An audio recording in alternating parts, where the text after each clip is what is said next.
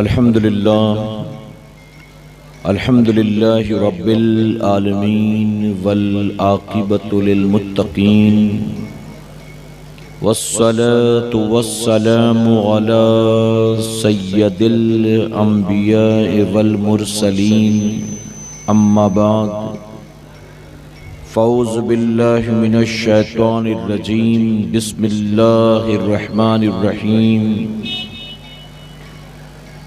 वमा खलक़तुल जिन्न वल इंसा इल्ला लियाबुदून सदक़ल्लाहु मौलाना अलीउल अज़ीम। बादे तौहीद के मतवालों, शमे रिसालत के परवानों, गौसो ख्वाजा और रज़ा के चाहने वालों, आइए सबसे पहले हम और आप निहायत ही अदब और एहतराम के साथ अपने और सारी कायनात के मरकज़े अक़ीदत जनाब मुहम्मदुर रसूलुल्लाह सल्लल्लाहु ताला अलैहि वसल्लम की बारगाहे बेकस पनाह में जिस तरह से मैं आपको पढ़ाऊँ, मेरे साथ मिलकर पूरा मजमा बा आवाज़ बुलंद हदिये ग़ुलामी दुरूदो सलाम के अंदाज में पेश करें। पढ़ें अस्सलातु वस्सलामु अलैका या रसूल अल्लाह, अस्सलातु वस्सलामु अलैका या हबीब अल्लाह,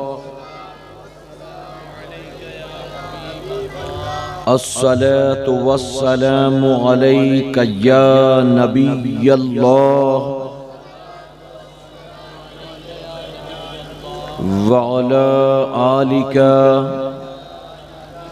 व अस्हाबिका या नूर अल्लाह सल्लल्लाहु ताला अलैका वसल्लम। रब्बे काबा की बारगाह में दुआ है, मौला अपने हबीब साहिब लौलाक सल्लल्लाहु ताला अलैहि वसल्लम के सदक़ तुफ़ैल हम तमाम हाज़रीन और सामीन को तू माहे रबियुल आखिर की बरकतों से भरपूर माला माल फरमा। मेरे करीम, हम गुनाहगारों सियाहकारों को, हमारे वालिदैन को, हमारी क़यामत तक आने वाली तमाम नस्लों को सही मायनों में गौसो ख्वाजा और रज़ा से मोहब्बत की तौफ़ीक नसीब फरमा। और मेरे करीम सुल्तानुल हिंद अताए रसूल ख्वाजा ख्वाजगा के सदक़ तुफ़ैल हमारे मुल्क हिंदुस्तान को अमन व शांति का गहवारा बना। और इस मुल्क में इस वक्त जो बेचैनी और बेकरारी है, अल्लाह, इससे हम तमाम हिंद वालों को तू निजात अता फरमा।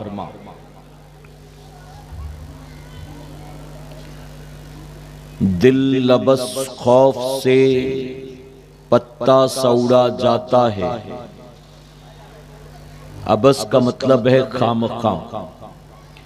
दिल अबस खौफ से पत्ता सा उड़ा जाता है, पल्ला हल्का ही सही भारी है भरोसा तेरा। और ऐ इश्क तेरे सदक़े जलने से छुटे सस्ते, ऐ इश्क तेरे सदक़े जलने से छुटे सस्ते, जो आग बुझा देगी वो आग लगाई है। इसी तरह कहने वाले ने बहुत खूब कहा, फरियाद उम्मती जो करे हाले जार में, फरियाद उम्मती जो करे हाले जार में, मुमकिन नहीं कि खैर बशर को खबर न हो। और वल्लाह वो सुन लेंगे, फरियाद को पहुँचेंगे। वल्लाह वो सुन लेंगे, फरियाद को पहुँचेंगे। बस इतना तो हो कोई जो याद करे दिल से। मेरे प्यारे आका अलैहिस्सलातु तस्लीम के प्यारे दीवानों, पूरे एक साल के बाद फिर आज कुर्ला एलाजी कॉलोनी की सरजमीन पर आपके सामने अल्लाह और उसके रसूल सल्लल्लाहु अलैहि वसल्लम के जिक्र पाक का मौका मैसर आया है।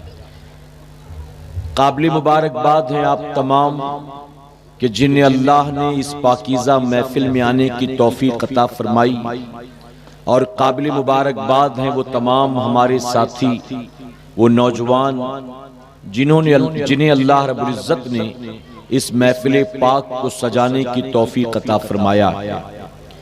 अल्लाह रब्बुल इज़्ज़त सैयदना सरकार गौसे आज़म के सदक़े महफिल सजाने वालों का सजाना और हमारे और आपके जैसों का यहाँ आना कबूल फरमाए। मेरे प्यारे आका अलैहिस्सलातु तस्लीम के प्यारे दीवानों, ये जिंदगी अल्लाह की बड़ी अजीम नेमत का नाम है। अगर आप तवज्जो दें तो आपको पता चलेगा कि 40 साला, 50 साला, 60 साला जिंदगी ही नहीं, बल्कि उम्र का एक एक लम्हा अल्लाह की नेमत है। हर आने जाने वाली सांस अल्लाह की नेमत है। सीने में धड़कने वाला दिल अल्लाह की नेमत है। रगों में दौड़ने वाला खून अल्लाह की नेमत है। इसी तरह से पूरे जिस्म के अंदर जो नसों का जाल फैला हुआ है वो अल्लाह की नेमत है। रात सोने के बाद सुबह उठते हैं, ये भी अल्लाह की नेमत है। उंगलियों का एक एक जोड़ भी अल्लाह की नेमत है। हमारी आंख, जबान, कान, नाक अल्लाह की नेमत है। मेरे प्यारे आका अलैहिस्सलातु तस्लीम के प्यारे दीवानों, अगर हम गिनना शुरू करें तो हमारी और आपकी गिनती खत्म हो जाएगी, लेकिन अल्लाह की नेमतों का शुमार खत्म नहीं हो सकता। हम और आप जो चीजें नजर आती हैं या जहां तक हमारी अक्ल जाती है, बस उन्हीं का शुमार कर सकते हैं। लेकिन जो चीजें नजर नहीं आती और जहां तक हमारी अक्ल भी नहीं जाती, हमें क्या पता वो अल्लाह की कितनी बड़ी नेमतों का नाम है। मेरे प्यारे आका अलैहिस्सलातु तस्लीम के प्यारे दीवानों, आज की शब इस महफिल पाक में मुझे जो उन्वान दिया गया है, इंशाअल्लाह अपने शौर के मुताबिक उस उन्वान का हक अदा करने की कोशिश करूंगा।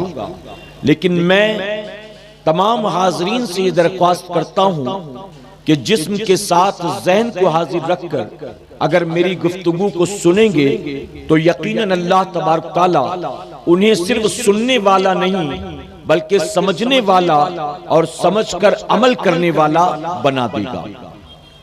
आज का मेरा उन्वान है सोशल मीडिया और आज का मुसलमान।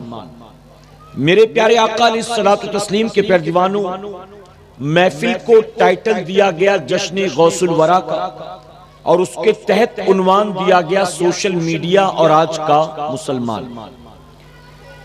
आप जानते हैं कि चंद सालों में सोशल मीडिया बहुत तेजी के साथ आगे बढ़ गया। मेरे प्यारे आका के प्यारे दीवानों, ये इतना ज्यादा आगे बढ़ गया है कि सिर्फ बूढ़े नहीं, जवान नहीं, बल्कि आज बच्चे तक सोशल मीडिया का इस्तेमाल करते हुए नजर आ रहे हैं।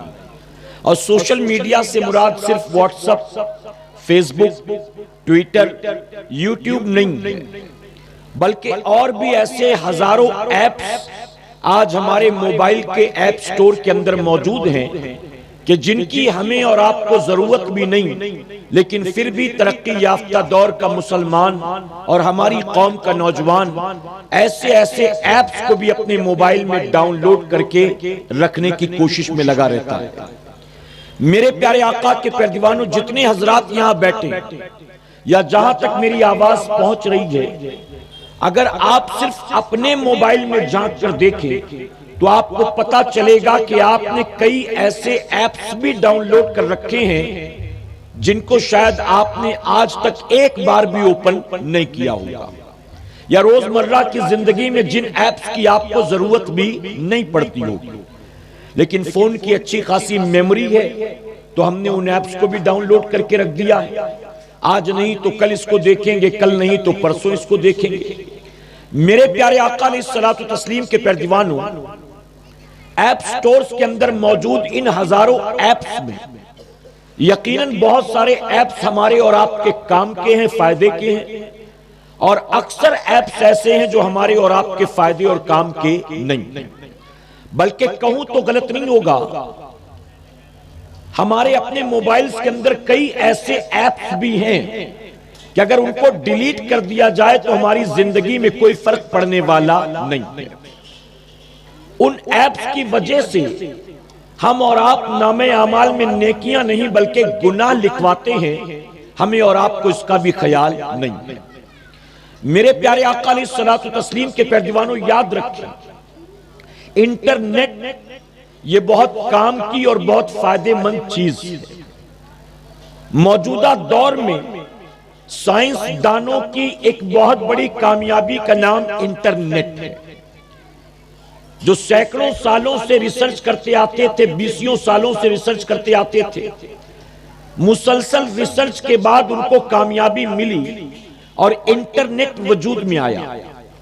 इंटरनेट के बहुत से फायदे, लेकिन साथ ही साथ इंटरनेट के अंदर नुकसान के भी हजारों पहलू मौजूद हैं। अगर कौम मुस्लिम के नौजवानों की तरफ देखा जाए तो मानना पड़ेगा कि हम इंटरनेट का इस्तेमाल तो कर रहे हैं, लेकिन हमारी अक्सरियत इंटरनेट का इस्तेमाल पॉजिटिव वे में नहीं बल्कि निगेटिव वे में इस्तेमाल करती है। और सोशल मीडिया, अगर मैं कहूं तो गलत नहीं होगा, आज के दौर में सोशल मीडिया बनकर रह गया है और हमारा और आपका, हमारी कौम का शोषण करता हुआ नजर आ रहा है। मेरे प्यारे आका अलैहिस्सलातु तस्लीम के प्यारे दीवानों, लोगों ने अपने मोबाइल के अंदर नाच गाने के ऐप्स डाउनलोड कर रखे हैं, लोगों ने अपने मोबाइल के अंदर वीडियो गेम्स के ऐप डाउनलोड कर रखे हैं, लोगों ने अपने मोबाइल के अंदर गंदी गंदी फिल्में और गंदे गंदे वीडियोस डाउनलोड कर रखे हैं, लोगों ने अपने मोबाइल के अंदर लड़कियों से दोस्तियां, उनसे चैटिंग करने के ऐप्स डाउनलोड कर रखे हैं। मेरे प्यारे आका अलैहिस्सलातु तस्लीम के प्यारे दीवानों, एक बच्चा जब रोता है तो अपने रोते बच्चे को चुप कराने के लिए माँ बाप मोबाइल के अंदर गेम लगाकर उसको दे देते हैं, या माँ बाप मोबाइल के अंदर कार्टून लगाकर उसको दे देते हैं। लेकिन वही बच्चा जब धीरे धीरे होश संभालने लगता है तो माँ बाप जो उसे वीडियो गेम खेलने को देते थे और कार्टून देखने को देते थे, अब बच्चा उसी मोबाइल में माँ बाप की मर्जी से चीजें नहीं देखता बल्कि अपनी मर्जी से चीजें तलाश करना शुरू कर देता है। जब तक छोटा था माँ बाप के सामने मोबाइल लेकर बैठता था, लेकिन जब होश संभालने लगा तो अब मोबाइल लेकर माँ बाप से दूर किसी कोने में छुप कर बैठता है। क्यों? वजह क्या है? वजह यह है कि पहले मोबाइल में वो ऐसी चीजें देखता था जिसके लिए माँ बाप से कोई पर्दा नहीं था, लेकिन अब मोबाइल में वो ऐसी ऐसी चीजें देखने लगा है कि उसे पता है कि मेरे माँ बाप को पता चल जाए तो शर्मिंदगी भी होगी और मेरे माँ बाप मुझे ये चीजें देखने भी नहीं देंगे, हो सकता है कि मेरे हाथ से वो मोबाइल भी छीन ले। मेरे प्यारे आका के प्यारे दीवानों, बचपन से वो लोग जो अपने बच्चों के हाथ में मोबाइल फोन दे देते, बचपन से वो लोग जो अपने बच्चों के हाथ में टैब और पैड दे देते, उन्हें लगता है कि बच्चा है बच्चा है बच्चा है, कोई बात नहीं, लेकिन उन्हें यह खबर नहीं है कि बच्चे को बचपन में जब ये चीजें देते हो तो बड़े होने से पहले वो इन तमाम चीजों का आदी हो जाया करता है। बचपन में रोने लगा तो आपने उसके हवाले कर दिया, रात सोता नहीं तो आपने उसके हवाले कर दिया, खाना खाता नहीं तो आपने उसके हवाले कर दिया। आपने बचपन से उसको इतना आदी बना दिया कि अब जब बड़ा होने के बाद ये चीजें नहीं मिलती तो इन चीजों को हासिल करने के लिए अपने माँ बाप से लड़ने झगड़ने पर आमादा हो जाता है, अपने माँ बाप से बदसलूकी करने पर आमादा हो जाता है। और मेरे प्यारे आका अलैहिस्सलातु तस्लीम के प्यारे दीवानों, हमने तो यहां तक देखा है आज बच्चा जवान होने से पहले माँ बाप के लिए स्मार्टफोन खरीद कर ले आते हैं। कभी बर्थडे हो तो गिफ्ट में दिया जाता है, कभी अच्छे नंबर से पास हो जाए तो गिफ्ट में दिया जाता है, कभी कॉलेज में एडमिशन हो जाए तो गिफ्ट में दिया जाता है। अपनी 17-18 साल की बेटी को माँ बाप 25-30 हजार का मोबाइल लाकर देते हैं, अपने 16-17 साल के बेटे को माँ बाप लाकर 20-25 हजार का मोबाइल देते हैं। और ये ना सिर्फ के मोबाइल उनको खरीद कर दिया जाता है, बाकायदा उनका डेटा रिचार्ज करा कराया जाता है, उनके इंटरनेट को रिचार्ज करवाया जाता है। और मेरे प्यारे आका के पैरदीवानों, हमने अपनी आंखों से देखा है, आपने भी देखा होगा, और कई हजरात ऐसे हैं जिनके घर का खुद ये मामला होगा कि जो बाप लाकर अपने बेटे या बेटी को मोबाइल फोन देता है, 10 दिन के बाद वो बाप इस लायक नहीं रहता कि अपने जवान बेटे या बेटी के मोबाइल को वो हाथ भी लगा सके। गलत तो नहीं कह रहा मेरी भाई? मां हाथ लगाए तो बेटी लड़ पड़ती है, तुम्हें क्या जरूरत है मेरे मोबाइल को छूने की? अगर बाप हाथ लगाए तो जवान बेटा अपने बाप को झिड़क देता है। दिमाग खराब हो गया तुम्हारा।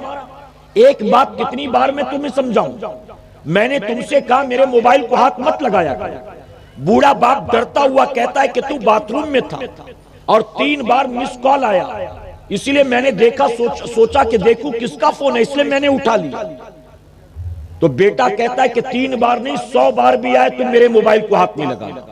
अगली बार तुमने हाथ लगाया तो फोन उठाकर फेंक दूंगा। अपने माँ बाप को डराता है, धमकाता है, जबकि खुद उसकी हैसियत नहीं है कि मोबाइल को अपने जेब से रिचार्ज भी करा सके। ये मोबाइल उसे दिलाया है तो उसी के माँ बाप ने दिलाया है, लेकिन मोबाइल दिलाने के बाद उसी बेटे या बेटी की नजरों में अपने ही माँ बाप की कोई इज्जत बाकी नहीं रहती है। और मेरे प्यारे आका के प्यारे दीवानों, चंद सालों से एक कंपनी जिसने शुरुआत में लोगों को मुफ्त डेटा दिया, सिम कार्ड भी मुफ्त में लें, डेटा भी मुफ्त में लें, इनकमिंग आउटगोइंग भी मुफ्त में लें।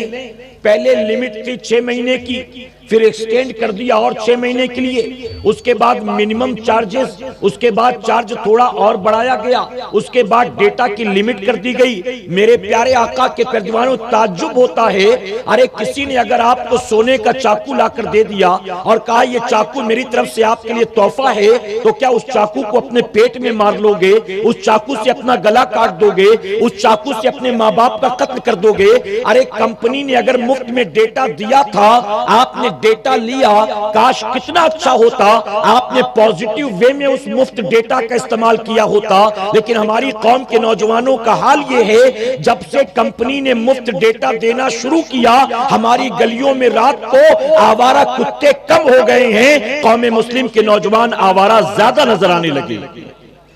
जिस गली से निकलो, 4 यहां बैठे, 2 वहां बैठे, 3 यहां बैठे। गलत तो नहीं कह रहा हूं मैं?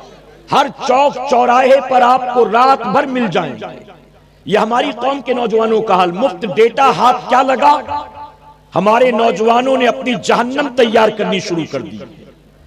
मेरे प्यारे आका के प्यारे दीवानों, अगर मुफ्त डेटा के जरिए उलमाए अहले सुन्नत के खिताबात सुनता, मुफ्त डेटा के जरिए अपने कोर्स की, कॉलेज की, स्कूल की किताबें डाउनलोड करता, कुरान डाउनलोड करता, हदीस डाउनलोड करता, काश तूने नबी की नातों को डाउनलोड किया होता, किसी अच्छे कारी की क़िरत को डाउनलोड किया होता, तूने कुरान के ऐप्स को डाउनलोड किया होता, तूने उर्दू सीखने के ऐप को डाउनलोड किया होता। ऐप स्टोर के अंदर हजारों ऐसे ऐप्स हैं, अगर जिनका पॉजिटिव वे में आप इस्तेमाल करें, इल्म में भी इजाफा होगा, ईमान अकीदा भी मजबूत होगा, आखिरत भी संवरेगी, अल्लाह उसके रसूल भी राजी होंगे। लेकिन हमारी कौम ने अगर ये काम करना था तो घर में भी बैठकर कर सकते थे, अपने माँ बाप के सामने भी बैठकर कर सकते थे। लेकिन जो रात खाने के बाद 9:30, 10, 11 बजे निकल जाते हैं और 2-2, 3-3 बजे तक आवारा गर्दी करते हैं, अपने मोबाइल में टकटकी बांधे देखता है, आखिर वो यहाँ छुप छुपा कर ये क्या करता है? तो उसको पता है ये जो कुछ मैं यहाँ करता हूँ, ये माँ के सामने करना मुमकिन नहीं था, ये बाप के सामने करना मुमकिन नहीं था, ये बड़े भाई के सामने करना मुमकिन नहीं था, ये चाचा मामू के सामने करना मुमकिन नहीं था। अगर वो दीन की कोई बात कर रहा होता, अगर नेकी का कोई काम कर रहा होता, तो वो घर में भी बैठकर ये सब कुछ कर सकता था। लेकिन गली में निकलकर जब करता है तो पता चल जाता है उसे देखकर, अपनी आखिरत को संवारने के लिए नहीं, अपनी दुनिया और आखिरत को तबाह करने के लिए नौजवान यहां पर बैठा हुआ। मेरे प्यारे आका अलैहिस्सलातु तस्लीम के प्यारे दीवानों, एक गरीब रिक्शा ड्राइवर कहने लगा कि पिछले 2 महीने में मेरे रिक्शे का एक करके 2 बार टायर चोरी हो चुका है। हमारे यहां पर यह बात आम है, आपने भी देखा होगा। मेरा अपना जाती तजुर्बा है मेरे भाई, कहीं कभी कभी ऐसे इलाके में हम इज्तिमा करने के लिए जाते हैं कि हमने बाइक खड़ी की, तकरीर करने के लिए गए और जब बयान करके नीचे उतर कर आते हैं तो हमारी बाइक से पेट्रोल चोरी हो चुका होता है। पेट्रोल चोरी हो चुका, जरा सोचें आप, हमने अपनी आंखों से देखा, हमारा तजुर्बा। तो उस गरीब ने कहा कि मेरे ऑटो का 2 महीने में 2 बार टायर चोरी हो गया। एक तो गरीब आदमी बमुश्किल तमाम ऑटो चलाकर दिन का 250, 300, कभी 400, कभी 500 कमा लेता हूं। अब उसमें भी हर महीने एक एक टायर चोरी होता रहेगा तो गुजारा कैसे होगा? मैं कैसे 2 पैसे बचाऊंगा? कैसे बच्चों की फीस भरूंगा? कैसे बिजली का बिल भरूंगा? क्या करूंगा समझ में नहीं आता। तो जानते हो हमारे साथी जिससे वो ये बात कर रहा था, हमारे साथी ने कहा कि तुम एक काम करो, हर महीने टायर लगवाना ये खर्चा ज्यादा है। हर महीने अपने ऑटो में टायर लगवाने से अच्छा है अपने ऑटो के पास वाईफाई लगवा दो। अगर तुमने वाईफाई लगा दिया और लॉक नहीं किया, रात भर उसको ओपन रखा, तो फिर तुम्हारे ऑटो का कभी टायर चोरी नहीं होगा। अगर ओपन वाईफाई छोड़ दोगे तो रात भर 4 लड़के ऑटो में बैठकर खुद ही तुम्हारे ऑटो की हिफाजत करेंगे।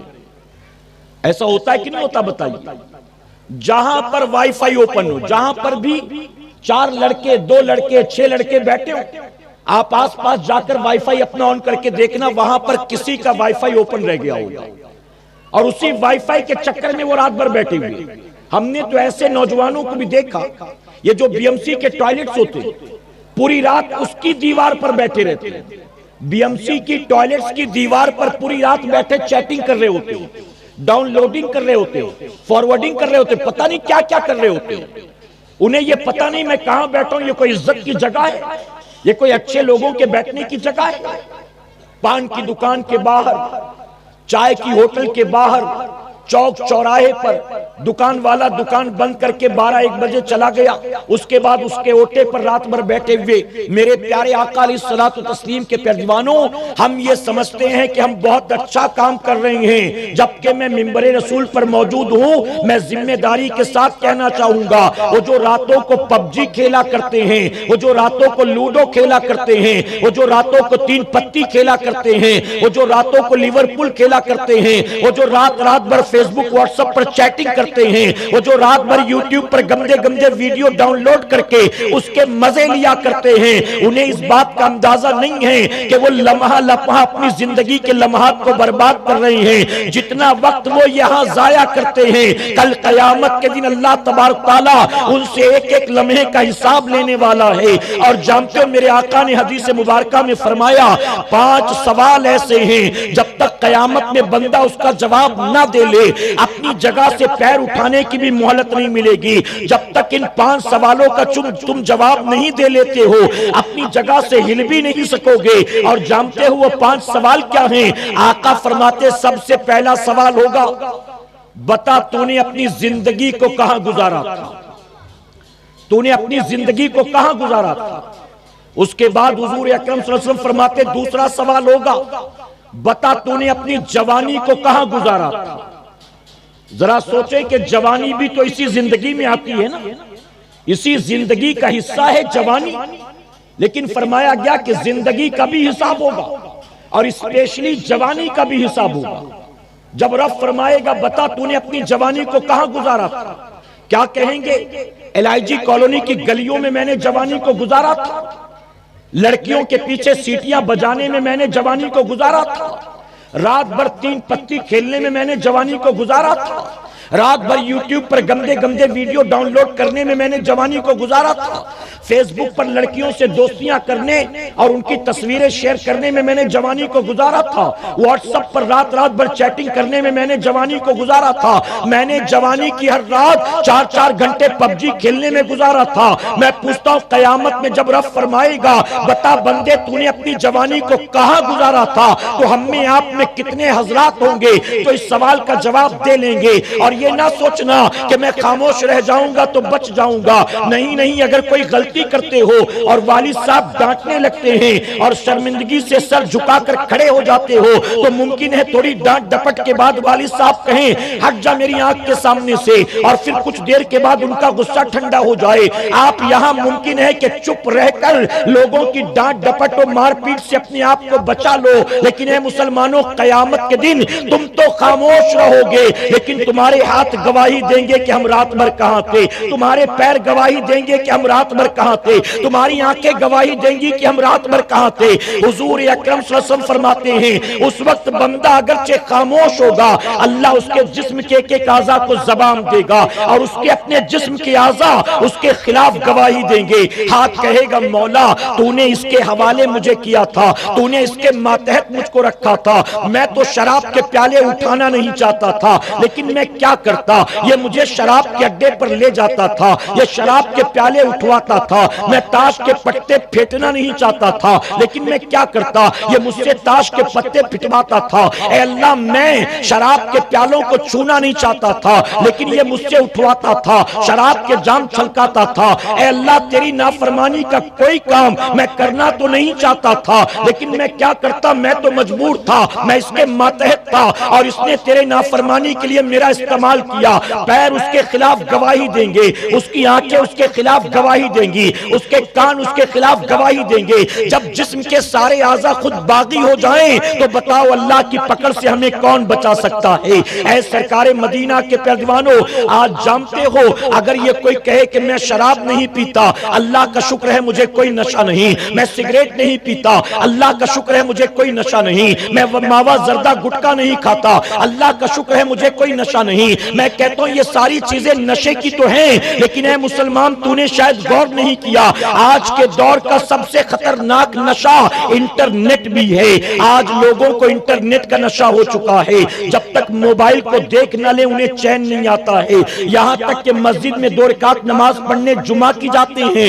इमाम ने जैसे सलाम फेरा फौरन अपने मोबाइल को पलट कर देखते हैं। दुआ के लिए हाथ बाद में उठता है, पहले मोबाइल उठाया जाता है। मेरे प्यारे आका के पैरवानों, अब तो वो दौर आ चुका है, हम मैयत में भी जाते हैं तो फेसबुक पर वीडियो लाइव कर रहे होते हैं, किसी को व्हाट्सएप पर वीडियो लाइव करके दिखाते हैं। मेरे प्यारे आका अलैहिस्सलातु तस्लीम के पैरवानों, आदत पड़ चुकी है, लोग बिस्तर पर लेटते हैं और मोबाइल के स्क्रीन को देखते देखते देखते देखते जब आंखें बंद होने लगती हैं तब मोबाइल को बगल में रखकर सोते हैं। सुबह सोकर उठते हैं, जब उठते तो सबसे पहले हाथ धोना मेरे नबी की सुन्नत है, हाथ बाद में धोते हैं, पहले मोबाइल को उठाया जाता है, व्हाट्सएप चेक किया जाता है, फेसबुक चेक किया जाता है। मेरे प्यारे आका अलैहिस्सलातु तस्लीम के पैरवानों, याद रखना ये ऐसा खतरनाक नशा है कि जिसकी बुनियाद हमारी दुनिया का वक्त भी बर्बाद होता है, हमारी आखिरत भी तबाह बर्बाद होती है।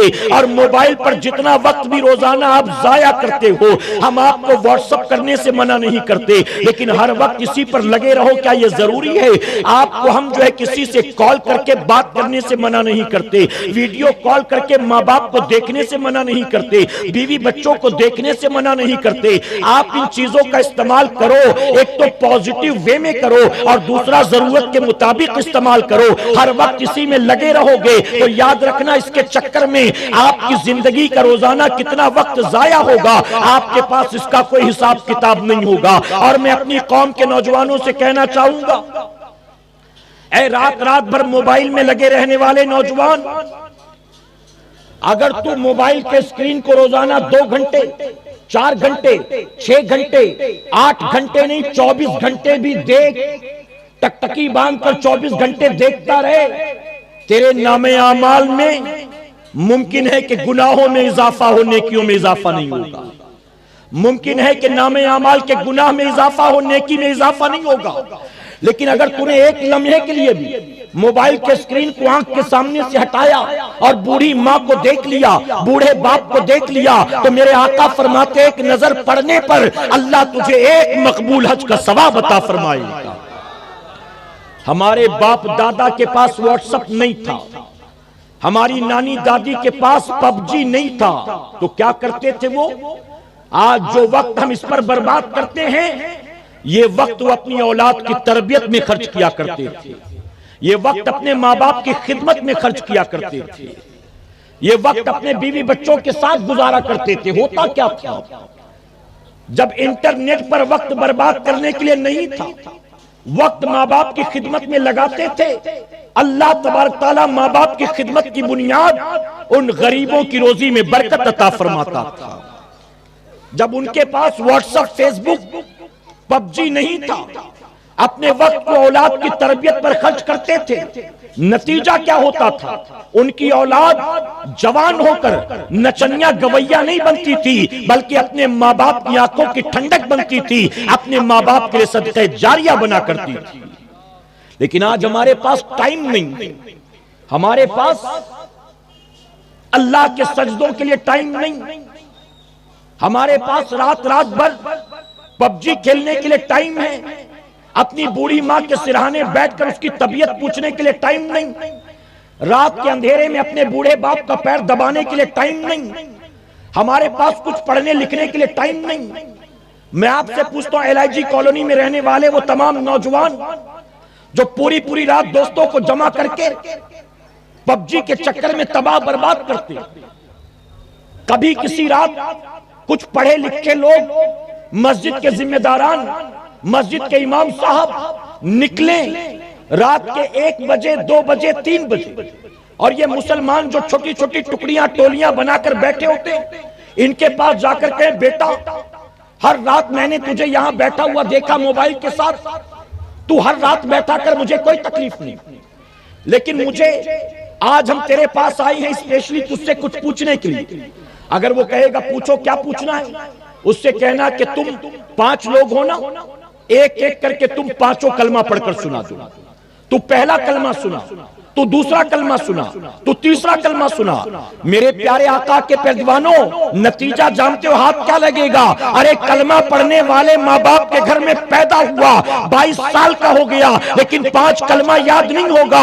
जब पैदा हुआ तो इंटरनेट नहीं था, जब पैदा हुआ तो स्मार्टफोन नहीं था, जब पैदा हुआ तो पबजी नहीं था, जब पैदा हुआ तो यूट्यूब नहीं था, जब पैदा हुआ तो फेसबुक नहीं था। उस पर अकाउंट कैसे ओपन करना है, इसमें वो आपकी मदद कर देगा। कैसे यूट्यूब पे चैनल बनाना है, इसमें वो आपकी मदद कर देगा। कैसे व्हाट्सएप पर ग्रुप बनाना है, इसमें वो आपकी मदद कर देगा। कैसे पिक्चर अपलोड करना है, कैसे वीडियो डाउनलोड करना है, इसमें वो आपकी मदद कर देगा। अरे जब माँ की कोख से पैदा हुआ, जिसमें 0 था, उसमें आज बड़ा स्मार्ट नजर आएगा, लेकिन 5 कलमा उसको याद नहीं होगा। ऐ सरकारे मदीना के पैरवानों, मैं कहता हूँ 5 कलमा याद नहीं है। ये जो रात रात भर पबजी खेलते हैं, अगर इनसे पूछो तो पेशाब करने की तमीज नहीं होगी, पेशाब के लिए आने जाने की सुन्नत मालूम नहीं होगी, इनको गुस्ल का तरीका मालूम नहीं होगा, इनको हराम हलाल का फर्क मालूम नहीं होगा, इनको जायज नाजायज का फर्क मालूम नहीं होगा। पता नहीं कौन सी दुनिया में मस्त हैं। मैं मुसलमानों हाथ जोड़कर आपसे कहना चाहता हूँ, इस वक्त पूरी दुनिया में जो तबाहियां बर्बादियां हमारे दरवाजे पर दस्तक दे रही हैं, क्या आपने वो देखा नहीं है? मेरे प्यारे आका के पैरवानों, मेन स्ट्रीम मीडिया ने न दिखाया हो, सोशल मीडिया पर तो आपने देखा है पूरी दुनिया में आपका क्या हाल है। मेरे प्यारे आका के पैरवानों, ऐसी सूरत में भी अगर हम होश के नाखून नहीं लेंगे, हमें इस तबाही बर्बादी से बचाने वाला कौन होगा? हमें इस मुसीबत और बला से निकालने वाला कौन होगा? ऐ रात रात भर पबजी खेलने वाले, मैं तुझसे पूछता हूँ, आखिर बदर के मैदान में जो 14 सहाबा जिन्होंने जानों का नजराना पेश किया था, क्या इसी दिन के लिए पेश किया था ताकि तुम डीजे लगाकर नाचा करो, ताकि तुम कान में ईयरफोन लगाकर गंदे गंदे गाने सुना करो? हजरत बिलाल ने कोड़े क्यों खाए थे? मैदान उहद में नबी ने अपना दंदाने मुबारक शहीद किस दिन के लिए किया था? इसी दिन के लिए किया था कि उनका कलमा पढ़ने वाला कलमा भी पढ़ना नहीं जानता, उनका नाम लेने वाला 2 रकात नमाज पढ़ने की तमीज नहीं रखता।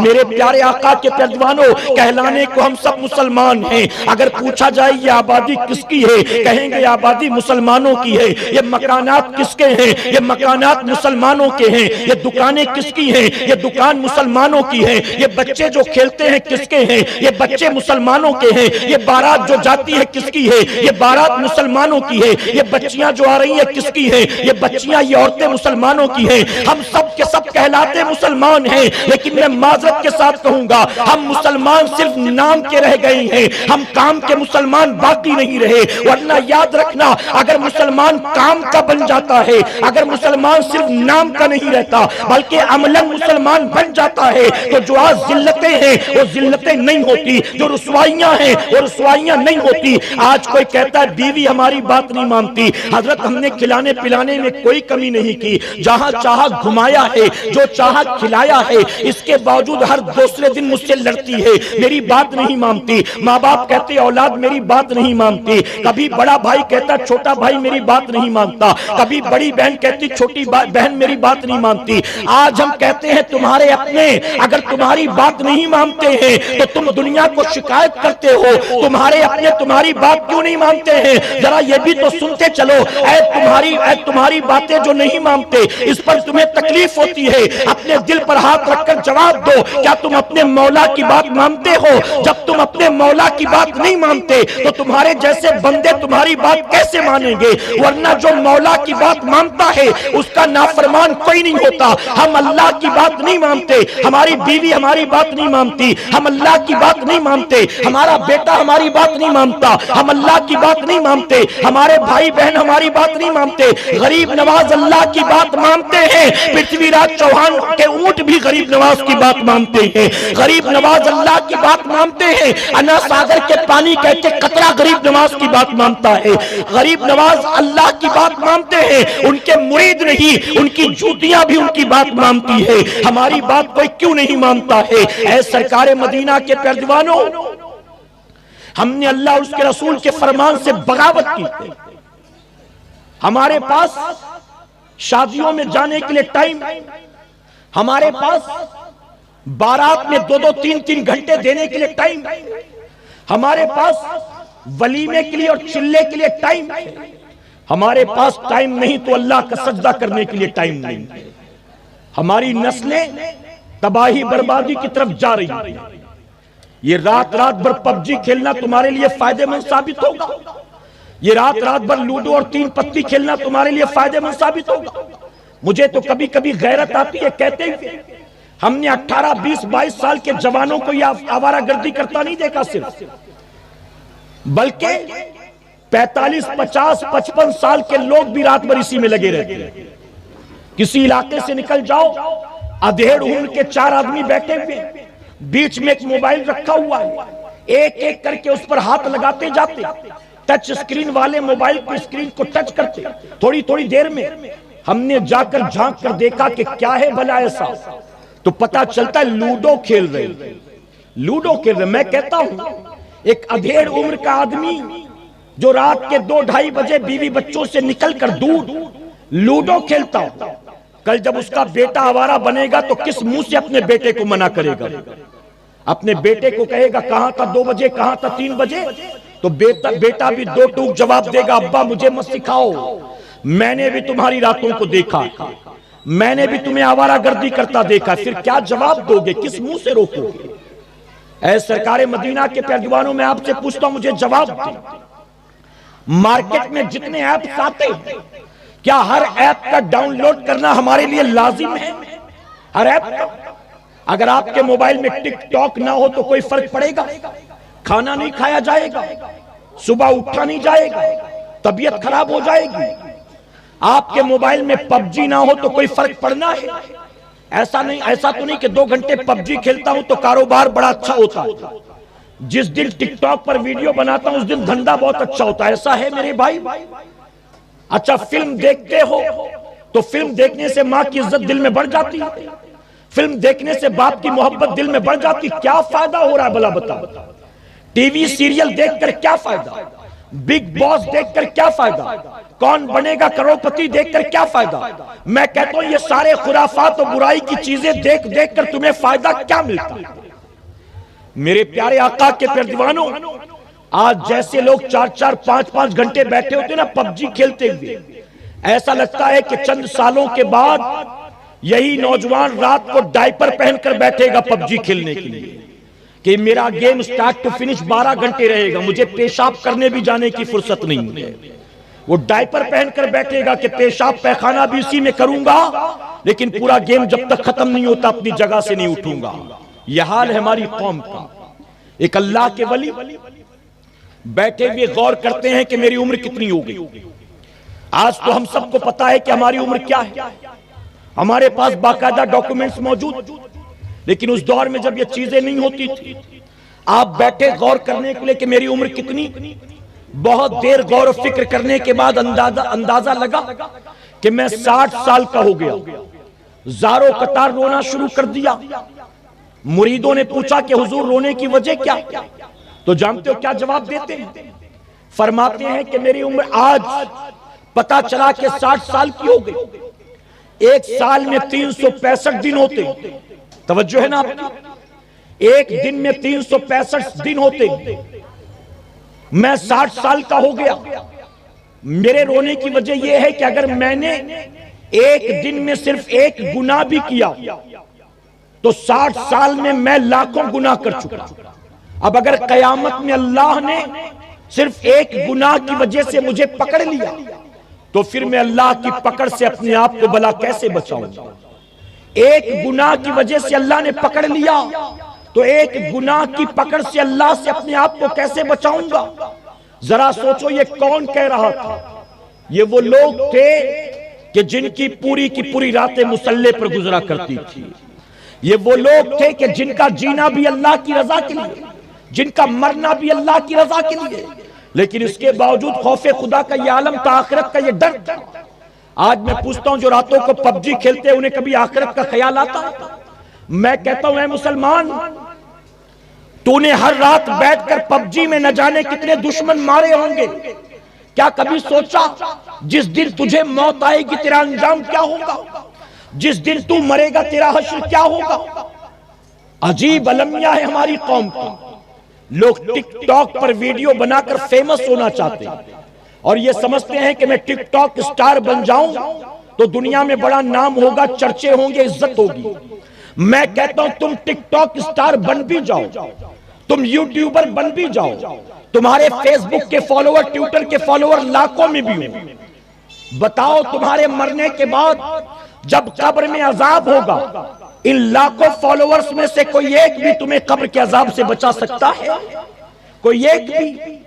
बल्कि मैं अगर कहूं तो गलत नहीं होगा, ये टिकटॉक पर वीडियो बना बनाकर वायरल करने वाले जरा गौर करें कि इनके फॉलोअर्स में कौन है। कोई आलिम है, कोई हाफिज है, कोई मुफ्ती है? बल्कि मानना पड़ेगा ये जो आवारा लोग टिकटॉक पर वीडियो बनाकर फैन फॉलोइंग बढ़ाते हैं, इनके फॉलोअर्स भी गली के लुक्के होते हैं, इलाके के आवारा लोग होते हैं। इनके फॉलोअर्स वो लोग होते हैं जो इसके मरने के बाद इसकी कब्र पर आकर फातिहा पढ़ने की भी तमीज नहीं रखते।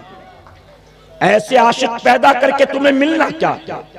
ऐसे चाहने वाले बनाकर तुम्हें मिलना क्या? ऐ सरकारे मदीना के प्यारे दीवानों, एक नौजवान 20-22 साल का आबिद और जाहिद नौजवान अचानक तबीयत खराब हुई, अपनी बूढ़ी मां को बुलाकर कहता है, मां मुझे लगता है यह बीमारी मेरी मौत का सबब बन जाएगी। मां ने कहा, बेटे ऐसी बात मत कर, तू जैसे बेटे को मैं खोना नहीं चाहता।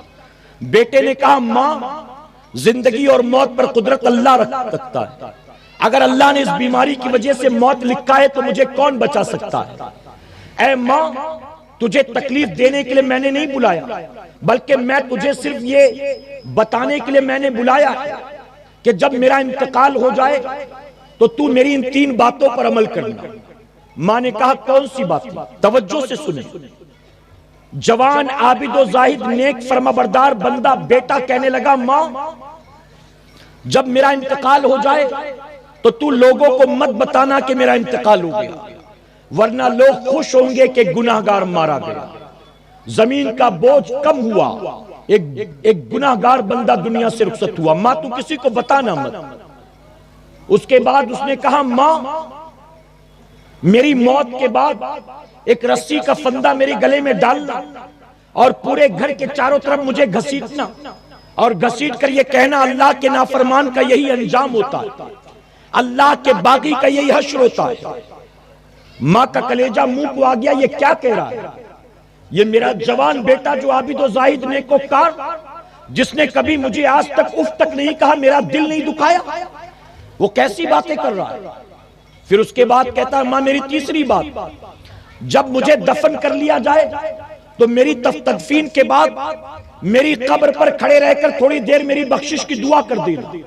मेरे पास तो कोई नेकी नहीं जिसकी वजह से मैं जन्नत में जाऊं, लेकिन मुझे यकीन है कि तेरे सफेद बालों को देखकर अल्लाह मुझ पर रहम फरमाएगा, तेरे कांपते हाथों को देखकर अल्लाह मुझ पर रहम फरमाएगा। मां मेरे लिए दुआ कर देना। मां ने तीनों बातें कही, ठीक है बेटा मुझे मंजूर। अभी 2-3 दिन गुजरे थे, बेटे का इंतकाल हो गया। जब बेटे का इंतकाल हुआ, रात के अंधेरे में मां कमरे में आई, ना चाहते हुए भी एक रस्सी का टुकड़ा उठाती है, उसका फंदा बनाती है और फंदे को लेकर बेटे की लाश के करीब पहुंची। अनकरीब था कि सर को उठाकर उसमें फंदा डालती, गैब से आवाज आती है, ए अल्लाह की बंदी पीछे हट जा, ए अल्लाह की बंदी पीछे हट जा, ए अल्लाह की बंदी पीछे हट जा। अल्लाह के नेक बंदों के साथ क्या भला कोई ऐसा सुलूक करता है? अरे तेरा बेटा जानती है अल्लाह को कैसा पसंद था। यहाँ तेरे बेटे की रूह को इजराइल ने निकाला है और वहां अल्लाह ने तेरे बेटे को जन्नत का दूल्हा बना दिया। कौन लोग थे ये? कौन लोग थे? पबजी खेलने वाले, सीरियल देखने वाले, वेब सीरीज देखने वाले, रात भर लूडो खेलने वाले, टिकटॉक पर वीडियो बनाने वाले कौन थे? क्या सुबह उठकर वो दाढ़ियां मुंडाते थे? माहे मुहर्रम में तो या हुसैन के नारे और बाकी 11 महीने यही ठुमके लगाते थे, यही थिरकते थे। जब जलसे होते तो महफिल में आगे आकर बैठते थे और घर जाते थे तो इसी तरह से टीवी के स्क्रीन के सामने बैठते थे। कौन थे? ऐ मुसलमानों, हमारे और आपकी तरह नहीं। हमारे यहाँ मैयत हो तो हम कुरान खानी भी करते हैं, मुसीबत आए तो आते करीमा का खत्म भी करवाते हैं, और उसके बाद जब शादियां हो तो डीजे भी बजाते हैं, रत जगा भी करते हैं, हल्दी मेहंदी भी खेलते हैं, बारात में पटाखे भी फोड़ते हैं, मर्द औरत की बेहयाई बेगैरती का सामान भी जमा करते हैं। क्या बताओ वो हमारे जैसे थे? नहीं बन के उन अल्लाह वालों का हाल ये था। उनकी जिंदगी का एक एक लम्हा अल्लाह उसके रसूल की रजा के मुताबिक गुजरता था, लेकिन खौफे खुदा का ये आलम था, वो सूखे पत्तों की तरह कांपा करते थे। लेकिन हमारा और आपका हाल क्या है? ऐ मुसलमानों, होश के नाखून ले लो, जिंदगी बहुत मुख्तसर सी है। आज पूरी दुनिया मुत्तहिद होकर तुम्हें सफे हस्ती से मिटाना चाहती है। जिस मुल्क में तुम पैदा हुए, जहां तुम पले बड़े, अरे जिस मुल्क की मिट्टी में तुम नहीं तुम्हारे बाप दादा की हड्डियां मिली हैं, आज उसी मुल्क में तुम्हारे दुश्मन पैदा हो गए हैं। अगर आज तुमने होश के नाखून नहीं लिए तो याद रखना, फिर तुम्हें बचाने वाला कोई नहीं होगा, तुम्हारी हिमायत करने वाला कोई नहीं होगा। आज हम कहते हैं रोजी में बरकत नहीं हो रही है, हमारे बीवी बच्चे हमारी बात नहीं मानते हैं, हम 4 पैसे कमाते हैं लेकिन सेविंग नहीं होती है, हम आज तरह तरह की शिकायतें करते हैं। मैं जिम्मेदारी के साथ कहता हूं, हमने अल्लाह और उसके रसूल की नाफरमानी करके दुनिया की मुसीबत और बला को अपने घर का रास्ता बता दिया है। हम जब तक अल्लाह और उसके रसूल के फरमाबरदार थे, हम 313 भी बदर के मैदान में उतरते थे, अल्लाह रुसवा नहीं करता था। हजारों की फौज पर अल्लाह फतेह अता फरमाता था, कामयाबी अता फरमाता था। एक गरीब नवाज हिंदुस्तान में तनहा आते हैं, पृथ्वीराज चौहान की हुकूमत थी, यहां तक के पेड़ के नीचे बैठने नहीं दिया गया, अनाज सागर पर गए, पानी लेने नहीं दिया गया, मस्जिद बनाना चाहते थे, उस पर भी पहरे लगा दिए गए, लेकिन मेरे रब ने गरीब नवाज को रुसवा नहीं फरमाया है। पृथ्वीराज चौहान का तख्ता पलट गया और कयामत तक के लिए मेरे गरीब नवाज को अल्लाह ने हिंद का राजा बना दिया। अकेले आए थे तो इतनी इज्जत, और 25 करोड़ होकर भी जिल्लत ही जिल्लत क्यों? उसकी वजह वो मुअज़्ज़ज़ थे जमाने में मुसलमान होकर, वो मुअज़्ज़ज़ थे जमाने में मुसलमान होकर, और हम ख़ार हुए तारीके कुरान होकर, और हम ख़ार हुए। हमें पबजी, व्हाट्सएप, लूडो सब आता है, नहीं आता तो कुरान पढ़ना नहीं आता है। हमें यूट्यूब, फेसबुक, व्हाट्सएप सब आता है, नहीं आता तो गुस्ल का तरीका नहीं आता है, सूरे फातिहा पढ़ना नहीं आता है, जुमा की 2 रकात नमाज पढ़ने जाते लेकिन नमाज का तरीका नहीं आता है। बहुत कामयाब, बहुत सक्सेस हो, हमारे पास ना तालीम बची, ना हमारे पास तरबियत बची, हम बिल्कुल जीरो हो चुके, हर मैदान में जीरो, हर जगह हम फेल। गलत तो नहीं कह रहा हूं, हमारे पास हुनर के नाम पर क्या है? क्वालिफिकेशन के नाम पर क्या?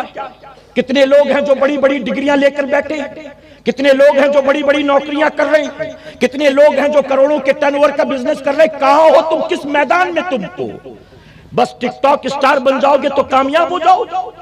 तुम्हें और कुछ आता जाता नहीं तो कहा चलो कान में बाली पहन लेते हैं, और कुछ आता जाता तो नहीं छह जगह से फटी हुई जींस खरीद लेते हैं, और कुछ आता जाता नहीं तो गधे बैल बकरे की तरह बाल कटा लेते हैं, और कुछ आता जाता नहीं है तो चलो कुछ उल्टी सीधी हरकत कर ले, अपने जाहिरी गेटअप को चेंज कर ले ताकि दुनिया हमें देखे। हमारे पास तो और टैलेंट है नहीं कि दुनिया देखे, तो नचनिए गवैये बन जाए ताकि लोग देखें, टिकटॉक स्टार बन जाए ताकि लोग देखें, यूट्यूबर बन जाए ताकि लोग देखें। मेरे प्यारे आका के प्यारे दीवानों, आज नहीं सुधरोगे तो याद रखना फिर तुम्हें सुधरने का मौका कभी मिलने वाला नहीं। जब मौत का फरिश्ता सिरहाने आकर खड़ा होगा ना, क्या तब कहोगे कि मुझे मोहलत दे दे कि मैं तौबा कर लूं? तब कहोगे मुझे मोहलत दे दे मैं दाढ़ी रख लूं? तब कहोगे मुझे मोहलत दे दे मैं नमाजी बन जाऊं? तब कहोगे मोहलत दे दे? गलियों में भटक रहे फटी हुई जींस पहनकर हमारी कौम के नौजवान। और मैं माजरत के साथ कहूंगा, आज बेहयाई बेगैरती का बाजार इतना गर्म है कि टिकटॉक पर सिर्फ मुसलमान लड़कों के वीडियो नहीं, धड़ल्ले के साथ मुसलमान लड़कियों के वीडियो भी नजर आते हैं।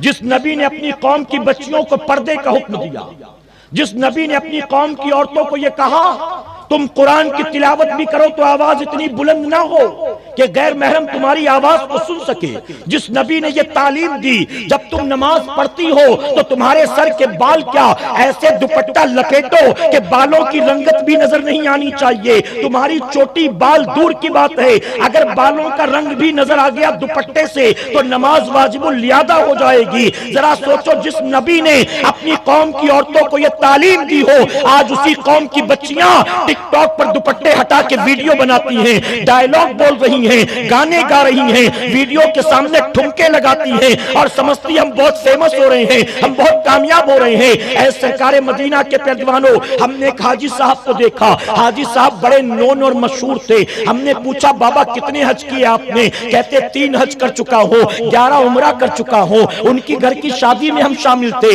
हाजी साहब ने कहा 3 हज हो चुका है और 11 उम्रा हो चुका है। मैंने कहा बहुत बहुत मुबारक हो हाजी साहब, लेकिन जरा मुझे ये बताएं, अभी अभी वीडियो शूटिंग वाला कैमरा लेकर औरतों की जानिब गया है, आखिर वहां क्यों गया है? हाजी साहब जवाब देने लगे, हमारे घर की बच्चियां जो है ना वो वीडियो बनवा रही हैं, दुल्हन का वीडियो बनाया जा रहा है। हमने कहा ये वीडियो शूटिंग वाला आपका बेटा है, आपका भाई है, आपका भतीजा भांजा रिश्ते में लगता है? कहा नहीं नहीं, हमने तो इसको 18,000 रुपए देकर बुलाया है। हमने कहा फिर 18,000 रुपए देकर तुमने एक गैर महरम मर्द को बुलाया और वीडियो कैमरा लेकर तुमने औरतों के बीच भेज दिया। अभी तो दूल्हे ने दुल्हन को नहीं देखा, लेकिन वीडियो वाला जाकर देख रहा है, उसकी वीडियो बनाता है। ये क्या शर्म की बात नहीं है? हाजी साहब कहने लगे हजरत रहने दीजिए, यही तो उम्र है बच्चियों की, इनको कर लेने दो। मैंने कहा हाजी तू पागल हो गया है, अरे ये उम्र बच्चियों की आखिरत तबाह करने की नहीं है, जहन्नम का ईंधन तैयार करने की नहीं है। यही उम्र तो है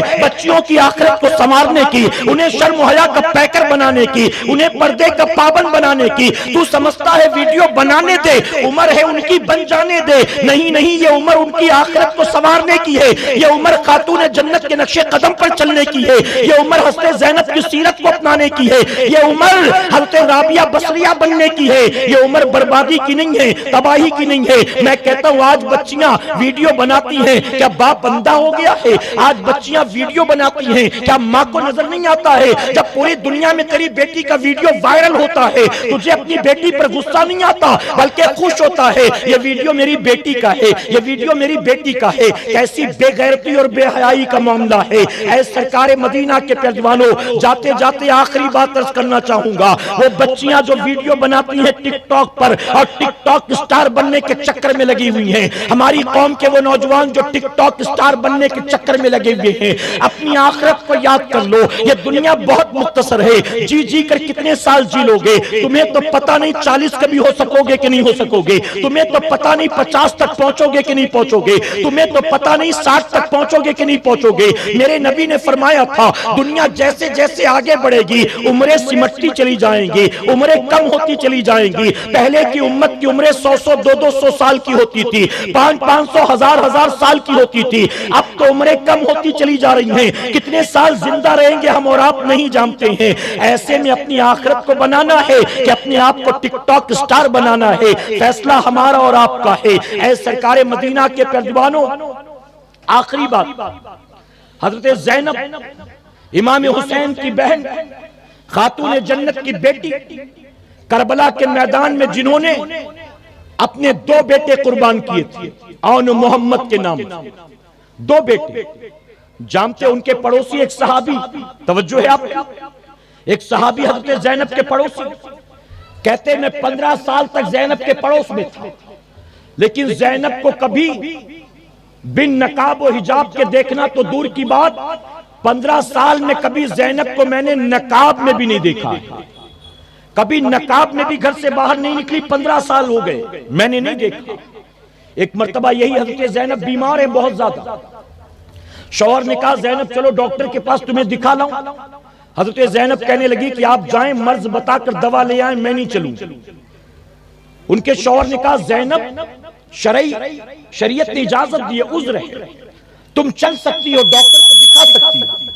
हजरत ज़ैनब कहने लगी मैं जानती हूं शरीयत ने इजाजत दी है, लेकिन मैं ये कैसे भूल सकती हूं कि मैं फातिमतुज़ ज़ोहरा की बेटी हूं, मैं ऐसी मां की बेटी हूं कि जिनके पर्दे की मिसाल क़यामत तक दी जाएगी। मैं फातिमा की बेटी में भूल नहीं सकती। शौहर ने कहा ज़ैनब अगर आराम ना हुआ, तुझे कुछ हो गया तो दुनिया कैसी कैसी बातें बनाएगी जानती है।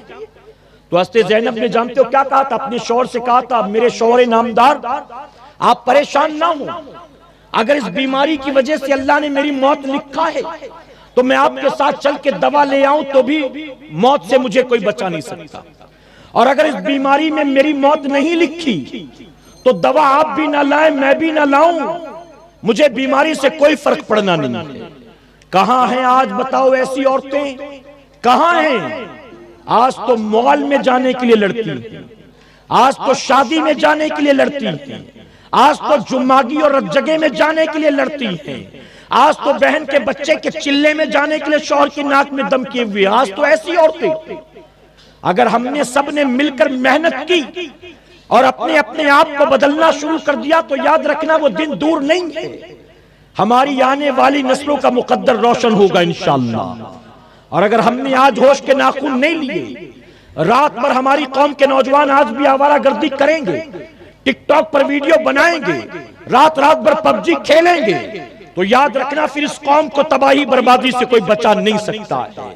फिर इंतजार करना तुम अजाब का, फिर इंतजार करना तुम जालिम हुक्मरान का, फिर तुम इंतजार करना जालिम हुक्मरान की जालिम पॉलिसीज का, फिर तुम्हें तबाही बर्बादी से कोई नहीं बचाएगा। और आज रुजू करके पलटोगे, आज अल्लाह की बारगाह में तौबा करोगे, आज शरीयत की पाबंदी करोगे, नमाज की हिफाजत करोगे। मैं मिंबर रसूल पर हूं, जिम्मेदारी के साथ कहूंगा, आज भी रब वही है जिसने बदर के मुजाहिदीन की मदद की थी, आज भी रब वही है जिसने करबला वालों की मदद की थी, आज भी रब वही है जिसने ताइफ के बाजार में मेरे नबी की मदद की थी, आज भी रब वही है जिसने जिसने जिसने गरीब नवाज की मदद की थी। अगर हम पलटेंगे, ऐ मुसलमानों रब नहीं बदला, हम बदल गए हैं। अगर हम रुजू करके पलटेंगे, यकीनन अल्लाह हमें वही इज्जत देगा जो इज्जत अल्लाह ने गरीब नवाज को अता फरमाया।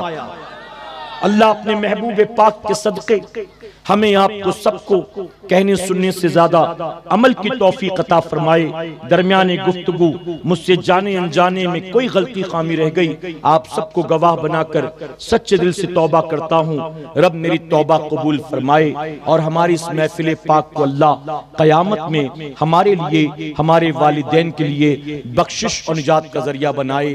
वमा अलैना इल्लल बलाग।